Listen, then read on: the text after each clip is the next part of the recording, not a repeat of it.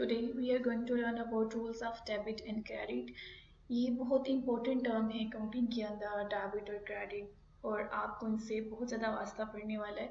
So it's a very necessary to understand this terms. ये हैं क्या, किस तरह से अप्लाई होते हैं, ये सारा कुछ हम इस लेक्चर में इंशाल्लाह आज सीखेंगे. सबसे पहले हम बात करेंगे ट्रांजैक्शन की, क्योंकि हमारे जो डेबिट और क्रेडिट के रूल्स हैं इनको अंडरस्टैंड करने के लिए पहले आपको अंडरस्टैंड करना होगा कि ट्रांजैक्शन क्या होती है और ट्रांजैक्शन पे किस तरह से ये रूल्स अप्लाई होते हैं. सो ट्रांजैक्शन कोई भी इकोनॉमिक इवेंट होता है जिसको मॉनेटरी फॉर्म में ट्रांसलेट किया जा सकता है. Now, what do you mean by the economic event? There are the two conditions I have tell you कि firstly economic event होना चाहिए, secondly इसको किसी monetary form में translate किया जाता हो, इसकी कोई monetary value हो. तो इकोनॉमिक इवेंट ऐसा इवेंट होता है हमारी अकाउंटिंग में जो कि 5 मेजर अकाउंट्स को अफेक्ट करता है, जिसमें हमारे आते हैं assets, liabilities, owner equity, expenses and revenue. Assets, liability and honor equities, these are the accounts from balance sheet. Assets, expenses और revenue जो है ये हमारी income statement के अकाउंट होते हैं. तो कोई ऐसा इवेंट जो कि इन 5 अकाउंट्स में से किसी भी अकाउंट को अफेक्ट करता है और उसको हम मनी की फॉर्म में ट्रांसलेट कर सकते हैं, मनी में उसको लिख सकते हैं, लाइक पाकिस्तान है, पाकिस्तान द करेंसी इस रुपी. तो कोई ऐसा इकोनॉमिक इवेंट जिसको हम रुपी में लिख सकते हैं वो हमारी ट्रांजैक्शन होती है. फॉर एग्जांपल कंपनी ने 600 रुपीज़ की सेल की, और जो सेल की हैं वो एसेट्स और रेवेन्यू दो अकाउंट को अफेक्ट कर रही है. तो 600 उसकी मॉनेटरी वैल्यू है, so this is can be considered a transaction. इस तरह से अगर कंपनी कोई एसेट बाय करती है, किसी भी किस्म का एसेट जिसमें उसकी लैंड हो सकती है, उसकी बिल्डिंग हो सकती है, उसकी मशीनरी हो सकती है, टाइप ऑफ इक्विपमेंट, कोई भी एसेट अगर बाय करती है, कैश में बाय करती है या क्रेडिट बेसिस पर बाय करती है, तो वो भी एक इवेंट होता है. डेफिनेटली उसके साथ कोई ना कोई उसकी वैल्यू होगी कि कितने में वो एसेट बाय किया गया है. So economic event as well as have the monetary value, उसको हम ट्रांजैक्शन कहते हैं. अभी हम जो है वो बहुत ज़रूरत है कि हम पहले ट्रांजैक्शन को एनालाइज करें. आप पहले उसमें से आइडेंटिफाई करें कि उसमें से अकाउंट्स कौन कौन से अफेक्ट हो रहे हैं. सेकेंडली डेबिट क्या है उसके अंदर, क्रेडिट पार्ट कौन सा है. सो ये एनालाइज करने की हमें ज़रूरत पड़ेगी. मेजर अकाउंट्स जिनके बारे में मैंने अभी बात की, इसका एक माइनर सा इंट्रोडक्शन मैं यहाँ पर देती चलूँ ताकि आपको समझना आसान हो जाए. हमारे मेजर अकाउंट्स के अंदर 5 अकाउंट्स आ रहे हैं: assets, liability, honour equity, expenses and revenue. हमारी जो भी ट्रांजैक्शन होगी वो इन्हीं में से किसी अकाउंट को अफेक्ट कर रही होगी, इसके अलावा किसी अकाउंट को ट्रांजैक्शन अफेक्ट नहीं करेगी. लूका द फादर ऑफ अकाउंटिंग, इससे डबल एंट्री सिस्टम जो है वो ट्रांजैक्शन को इंट्रोड्यूस करवाया था. तो वन बाय वन देखते हैं हम इन अकाउंट्स के बारे में. Assets, basically in a very simple words, everything, anything owned by the business is categorized as a asset. जैसे आपके पास, अगर मैं आपके पास बात करूं कि आपके पास क्या कुछ है, आपके एसेट्स क्या हैं, तो may be your dresses you have, आपकी आपकी कोई गाड़ी है, कोई बाइक है, वो आपका एसेट है. आपका cell phone if you are the student, आपकी जो बुक्स हैं, जो भी आपकी स्टेशनरी है, आपकी पॉकेट मनी, जो कुछ भी आप ऑन करते हैं वो आपका एसेट होता है. इस तरह से बिजनेस जो कुछ भी ऑन करता है, ज़मीन है, उसकी बिल्डिंग है, उसके पास जो भी अवेलेबल कैश है, और anything what ever the business own, और जिससे बिजनेस को फ्यूचर में बेनिफिट रिसीव होगा, वो हमारे एसेट्स, बिजनेस के जो हैं वो एसेट्स होते हैं. सो probable future benefits arises from the past transaction. हमारे जो एसेट्स होते हैं वो फ्यूचर बेनिफिट्स होते हैं जो कि किसी पास्ट ट्रांजैक्शन से राइज हुए होते हैं. सो हर वो चीज़ जो बिजनेस ऑन करती है और उससे उसको फ्यूचर में बेनिफिट रिसीव करना है, वो उसमें बिजनेस का एसेट होते हैं. सिंपल वर्ड्स में बिजनेस का असासा होते हैं. लाइबिलिटीज़, किसी भी किस्म की ऑब्लिगेशन अगर बिजनेस पे है, जो बिजनेस को पे करनी है in the form of the cash, in the form of services और in the form of the product, वो बिजनेस की लाइबिलिटी है। फॉर एग्जांपल बिजनेस ने जो है वो ये किया कि अपने एम्प्लॉय से सर्विसेज ले ली और अभी सैलरी पे नहीं की, so this become the obligation for the business कि वो उसको सैलरी पे करे। बिजनेस ने कोई चीज़ें उधार पे ली, अभी तक कैश पे नहीं किया, बिजनेस ने वो ऑब्लिगेशन बन जाती है। बिजनेस ने बैंक से लोन लिया, वो बैंक पे करना है, दिस इज ऑब्लिगेशन। तो जो चीज़ बिजनेस को पे करनी है, जो बिजनेस की एक ऑब्लिगेशन है, जो जिम्मेदारी है कि बिजनेस ने ये चीज़ रिटर्न करनी है, that is basically the liability in simple words. Fine. तो जितने भी जिन लफ्ज़ जिसके साथ किसी भी टर्म के साथ अगर आप वर्ड पे एबल्स ऐड कर देंगे तो वो लाइबिलिटी बन जाती है। सैलरीज पेबल, मैं आपको एग्जांपल दे रही हूँ कुछ लाइबिलिटीज़ की। Salaries payable, taxes payable, interest payable, accounts payable, notes payable, taxes payable. ठीक है, सो ये तमाम जो हैं वो लाइबिलिटीज़ होती हैं बिजनेस की, मीन के बिजनेस को ये इन फ्यूचर पे करनी है। So these are the obligation for the business and in any case a business have to pay this type of obligations. Owner equity, owner equity basically company के पास जितने भी assets होते हैं, उन assets में से जब कंपनी तमाम लाइबिलिटीज़ को पे कर देती है और जो कुछ भी कंपनी के पास बच जाता है वो सारा का सारा ऑनर इक्विटी होता है। Here is a residual claim. Residual claim का मतलब होता है whatever the business have after paying all the liabilities. देखिए, गिव मी योर एग्जांपल कि एक बिजनेस है जिसके जो एसेट्स हैं वो 100 मिलियंस है। अब उसकी बहुत सारी लाइबिलिटीज़ भी हो सकती हैं जो उसने पे करनी है, हो सकता है भी सैलरीज पे करने वाली है, लोगों से उधार लिया हुआ था वो भी पे करने वाला है, और सारी लाइबिलिटीज़ मिला के राउंड अबाउट 60 मिलियंस जो है वो कंपनी की लाइबिलिटीज़ हैं। What is honour equity? Company के टोटल एसेट्स 100 मिलियन, उसमें से 60 मिलियन लाइबिलिटीज को माइनस करें, बाकी जो बच जाता है वो उसके ऑनर्स का हिस्सा होता है, वो उसके ऑनर्स की वैल्यू होती है, जो कुछ भी है वो ऑनर्स का होता है। जो 40 मिलियन बाकी बच के है वो ऑनर की मलकियत है। तो ऑनर इक्विटी जो भी एसेट्स में से लाइबिलिटीज़ को पे करने के बाद बच जाते हैं, वो जो वैल्यू बच जाती है बिजनेस की, वो होते हैं ऑनर इक्विटी। और इसमें दो मेजर अकाउंट्स आते हैं, एक कैपिटल आता है और एक रिटेन अर्निंग्स आता है। When you talk about the expenses, तो एक्सपेंसेस तमाम किस्म की मनी कॉस्ट जो कि बिजनेस को रेवेन्यू जनरेट करने के लिए बियर करना पड़ती है, वो कंपनी के एक्सपेंसेस होते हैं। Let me give you the example of the expenses. हमारे जो रेंट एक्सपेंसेस हैं, इंश्योरेंस एक्सपेंसेस हैं, इसके अलावा एडमिनिस्ट्रेटिव एक्सपेंसेस हैं, मार्केटिंग एक्सपेंसिव हैं, सेलिंग एक्सपेंसेस हैं, इंटरेस्ट एक्सपेंस है, टैक्स एक्सपेंस है। ठीक है, कॉस्ट ऑफ गुड सोल्ड एक बड़ा मेजर एक्सपेंस है। सो ये तमाम एक्सपेंसेस हैं जो कंपनी को रेवेन्यू जनरेट करने के लिए एफोर्ड जो है वो एफोर्ड करना पड़ते हैं, जो इनकर्ड होते हैं। सो हमारे एक्सपेंसेस होते हैं, ये भी हमारी ट्रांजेक्शन से अफेक्ट होते हैं। रेवेन्यू, रेवेन्यू बिजनेस की जो भी मेन पर्पस होता है, जो बिजनेस की प्रिंसिपल एक्टिविटी होती है, जो मेजर एक्टिविटी बिजनेस की होती है, like when you talk about the Unilever, तो यूनिलीवर का ये काम तो नहीं है कि वो लोन दे और शेयर्स में इन्वेस्ट करे। नो, यूनिलीवर का काम ये है कि वो एक मैन्युफैक्चरिंग कंपनी है और वो प्रोडक्ट्स बनाती है और प्रोडक्ट्स बना के वो एंड कस्टमर तक पहुँचाती है। तो मेन पर्पस क्या है यूनिलीवर का? Manufacturing of the products and selling the products. Obviously वो मैन्युफैक्चर करिए तो डेफिनेटली सेल करने के पर्पज से जो है वो मैन्युफैक्चरिंग करिए। तो रेवेन्यू ये बिजनेस की एक मेजर एक्टिविटी होती है। अब इसका मतलब कतई ये नहीं है कि इसके अलावा यूनिलीवर कोई और काम नहीं कर रहा। यूनिलीवर ने बहुत सारी और कंपनीज के शेयर्स में इन्वेस्टमेंट भी की हुई है।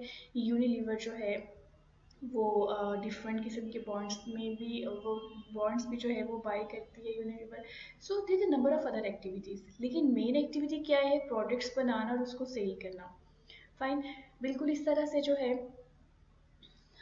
अगर आप किसी और कंपनी की एग्जांपल लेते हैं, फॉर एग्जांपल अगर हम किसी सर्विस कंपनी की एग्जांपल लेते हैं, जो हमारा बैंकिंग सेक्टर है, तो बैंकिंग सेक्टर की जो मेन एक्टिविटी होती है ना, जहाँ से वो आता है उसके पास कैश आता है, वो उसके लोन प्रोवाइड करना होता है। लोन देना जो है वो कंपनी की मेजर एक्टिविटी होती है। तो उससे जो इंटरेस्ट आता है वो कंपनी का वो बैंकिंग सेक्टर का रेवेन्यू होता है। तो हर बिजनेस की एक ऐसी एक्टिविटी होती है जो उसकी मेन एक्टिविटी होती है, जिसके लिए उस बिजनेस का एग्जिस्टेंस है, जो पर्पस ऑफ एग्जिस्टेंस है उस बिजनेस का। सो उस एक्टिविटी को परफॉर्म करने से जो बिजनेस के पास कैश आता है, वो जो कैश होता है वो उसके लिए रेवेन्यू होता है। और रेवेन्यू को जनरेट करने के लिए जिस किस्म की भी कॉस्ट, जिस किस्म का भी एक्सपेंस कंपनी को बेयर करना पड़ता है, वो उसको हम एक्सपेंस कहते हैं। So hope so you are clear कि ये हमारे 5 मेजर अकाउंट्स होते हैं: assets, liabilities, owner equity, expenses and revenue. Now we will talk about the debit and the credit. The term debit and the credit have Latin roots. Debit comes from the word debitum, meaning what is due, and credit comes from creditum, meaning something entrusted to another or a loan. Simply जो हमारे debit और credit हैं, ये terms हैं हमारी, और इनकी कोई डेफिनेशन नहीं है कि these are the definition of the debit and the credit. These are the rules, and these are the rules set by conventions. Starting में जब अकाउंटिंग की प्रैक्टिस की जाती थी तो कुछ ऐसी चीज़ें प्रैक्टिस की जाती थी, डेबिट और क्रेडिट में चीज़ें प्रैक्टिस की जाती थी।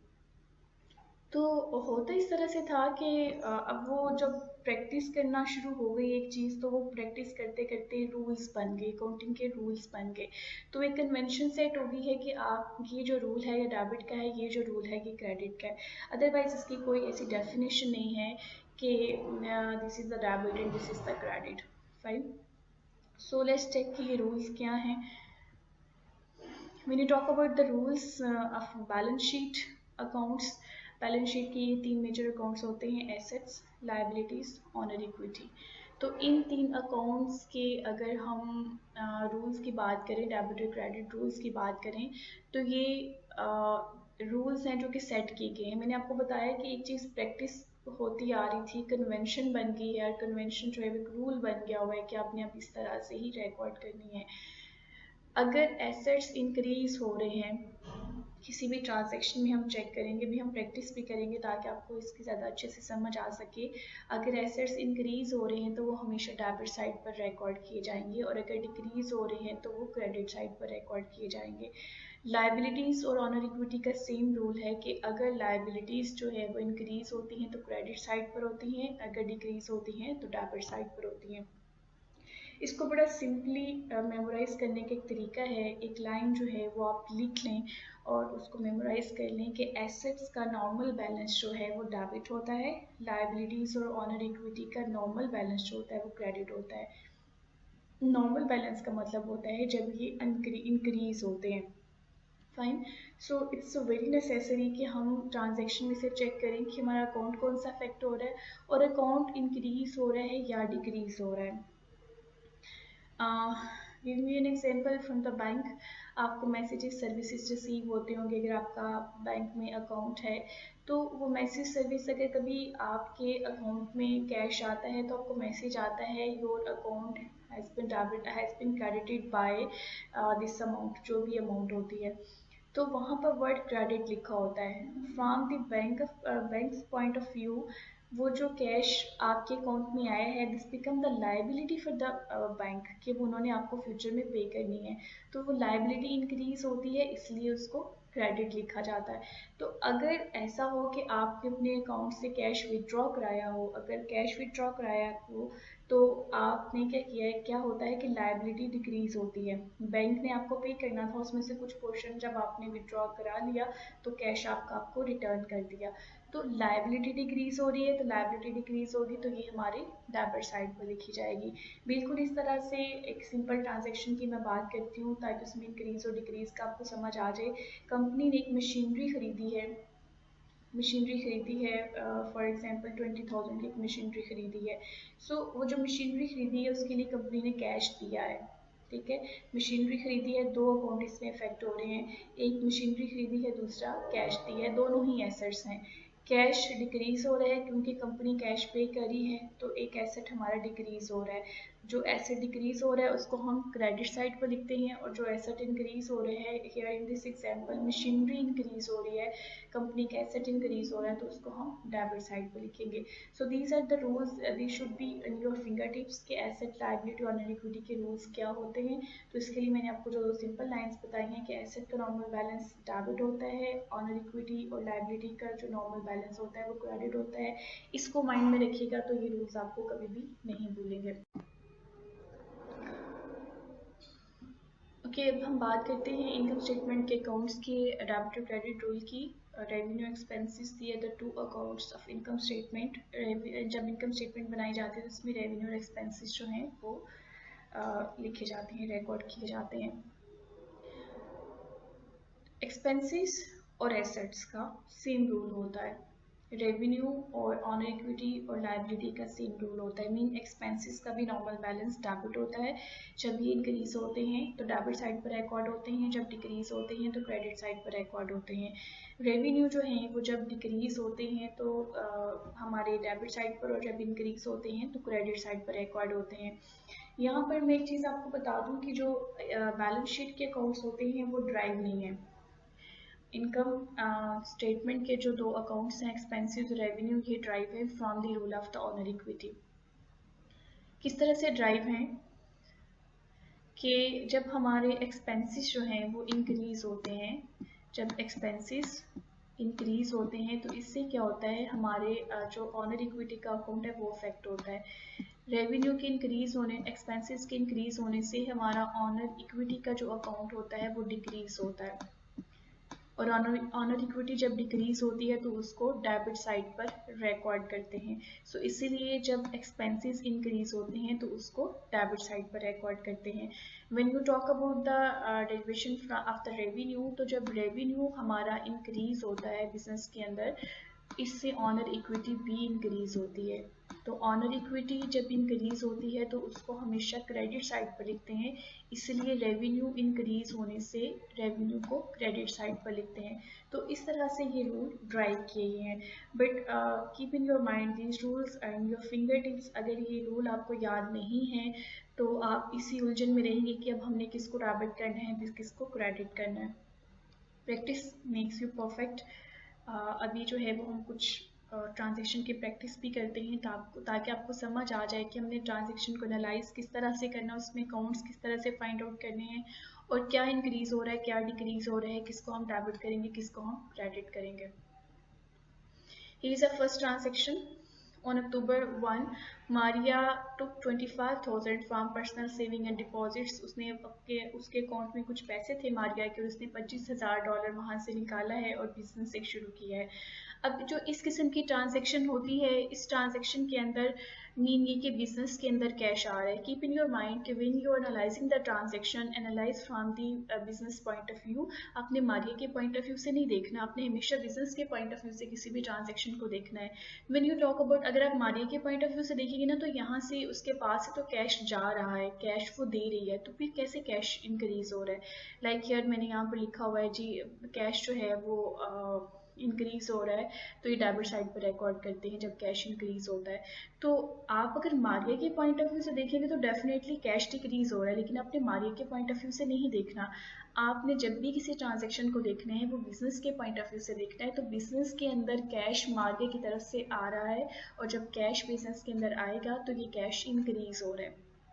When you talk about the capital, तो बिजनेस जब बिजनेस के पास कैश आता है तो उसके अगेंस्ट शेयर इशू करती है बिजनेस, मारिया को ऑनरशिप देती है, जिसको हम कैपिटल कहते हैं।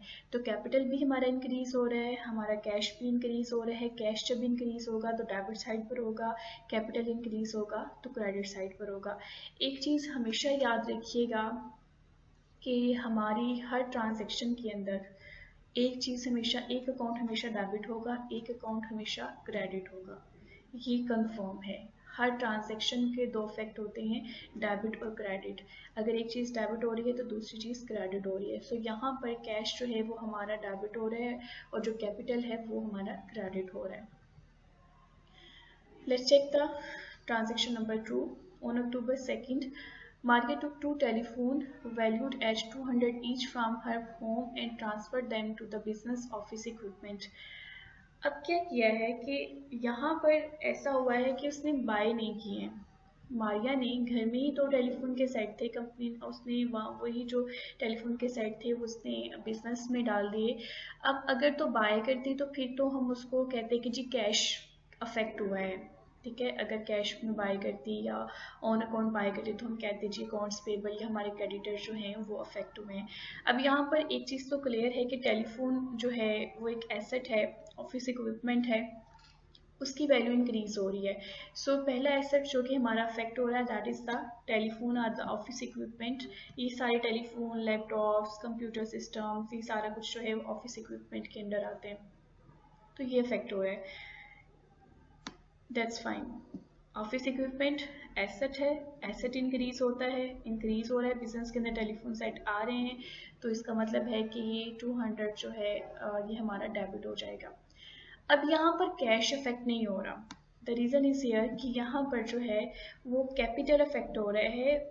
जो ऑनर है, जो मारिया है, वो अपने बात से दे रही है, पे नहीं किया जा रहा, बिजनेस ने कैश पे नहीं किया। अगर ऑनर्स की तरफ से कोई चीज़ आती है तो उसके अगेंस्ट जो भी अफेक्ट होता है वो हमारा कैपिटल इफेक्ट होता है। तो कैपिटल भी इंक्रीज हो रहा है और हमारा जो ऑफिस इक्विपमेंट है वो भी इंक्रीज हो रहा है। This is the one difference between this transaction and the transaction number 1। वो ये है कि प्रीवियस ट्रांजैक्शन में कैश आ रहा था, इस ट्रांजैक्शन में टेलीफोन सेट जो है वो मारिया ने दिए हैं, और दोनों के अगेंस्ट जो हमारा क्रेडिट हो रहा है अकाउंट वो कैपिटल है। ट्रांजैक्शन नंबर 3 है जी, on October 4 Roadrunner issue cheque 101 for 3000 to buy a computer system. कंपनी ने एक चेक इशू किया है 3000 का एक कंप्यूटर सिस्टम जो है वो बाय करने के लिए। तो उसके लिए पहली बात ये कि office equipment, computer is office equipment, ये इंक्रीज हो रहा है, बाय करना है, बाय किया है तो 3000 डेबिट। एसेट है ऑफिस इक्विपमेंट, तो एसेट इंक्रीज होता है तो उसको डेबिट साइड पर रिकॉर्ड करते हैं। तो पहली बात ये हमने इसमें से आइडेंटिफाई कर लिया कि ऑफिस इक्विपमेंट है, बिजनेस के अंदर आ रहा है, so it's mean it's increasing, so we will record in the debit side. दूसरा फैक्ट जो हमारा आएगा कि हमारा जो कैश है वो डिक्रीज हो रहा है। यहाँ पर कैश इन बैंक इसलिए लिखा गया है क्योंकि चेक इशू किया गया है। ठीक है, तो कैश में पे किया जा रहा है चेक की फॉर्म में, तो हमारा एसेट जो है वो डिक्रीज हो रहा है। कैश भी हमारा एसेट होता है, बिजनेस का एसेट होता है, ये डिक्रीज हो रहा है। Transaction number 4, on October 11 Roadrunner sold one phone on account to Green company for 2000। अब क्या किया है कि एक फ़ोन जो है वो सेल किया है रोड रनर ने। अब जब सेल किया है फ़ोन तो हमारा फ़ोन जो है वो कम हो गया है। कंपनी के पास जब कोई चीज़ आती है तो वो तो इंक्रीज़ होती है, जब अगर डिक्रीज़ होगी, इसका सेल किया है कंपनी ने फ़ोन तो इसका मतलब है कि हमारा इक्विपमेंट डिक्रीज़ हो रहा है। सो पहला फैक्ट ये है कि हमारा इक्विपमेंट डिक्रीज़ हो रहा है। और ऑन अकाउंट किया है, ऑन अकाउंट का मतलब होता है कि उधार पे दिया है।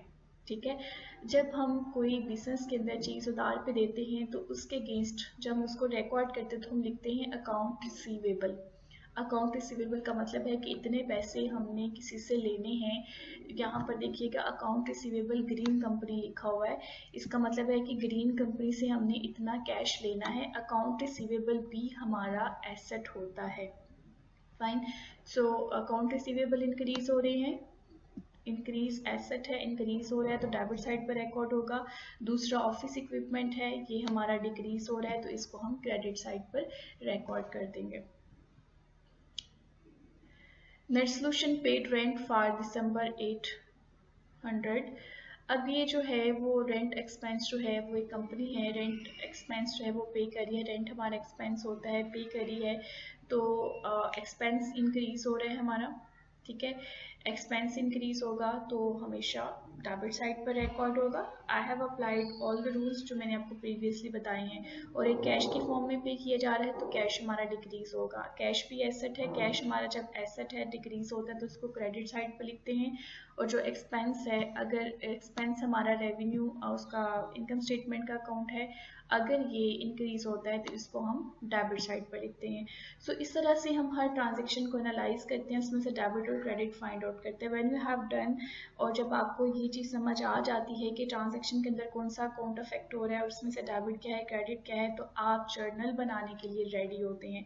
सो there the number of the questions कैसियोस book from Suhail Afzal's book from mix and mix book, आप यहाँ से the number of the question you can practise of them, ताकि आपको एनालाइज करना किसी भी ट्रांजेक्शन को, उसको अंडरस्टैंड करना और उसमें से अकाउंट्स फाइंड आउट करना, और उसके अंदर से जो है वो डेबिट और क्रेडिट के रूल्स उस पर अप्लाई करना जो है वो आपके लिए आसानी हो। सो डू प्रैक्टिस, ताकि आपको ये चीज़ें ज़्यादा अच्छे से अंडरस्टैंड हो सकें। Thank you so much for watching. If you have any query, you can comment, you can ask. Thank you.